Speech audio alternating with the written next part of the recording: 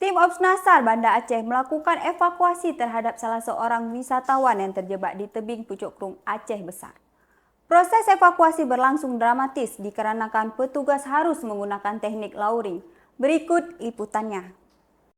Wisatawan asal Medan, Sumatera Utara terpaksa dievakuasi oleh tim Ops Nasar Banda Aceh setelah terjebak di tebing Pucuk Krung, Kecamatan Hoknga, Kabupaten Aceh Besar. Diketahui sebelumnya, wisatawan bernama Abdul Aziz usia 21 tahun mengunjungi salah satu tempat wisata di kawasan tersebut. Tiba di lokasi wisata, korban bersama temannya menaiki tebing yang berada di daerah wisata itu.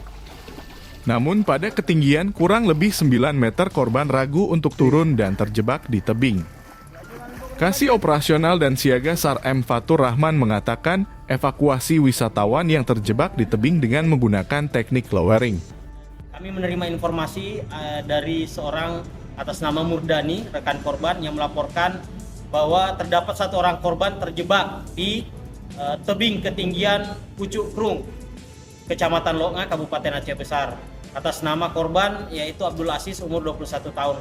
Berdasarkan informasi tersebut kami langsung bergerak pada pukul 19.00 waktu Indonesia Barat dan kemudian langsung melaksanakan evakuasi di tempat pada pukul 19.30. Proses evakuasi membutuhkan waktu 1 jam. Dengan menggunakan sistem lowering kami berhasil mengevakuasi korban dengan selamat.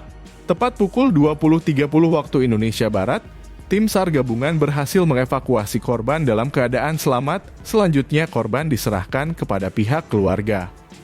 Dari Banda Aceh, tim liputan melaporkan untuk seputar Aceh On TV.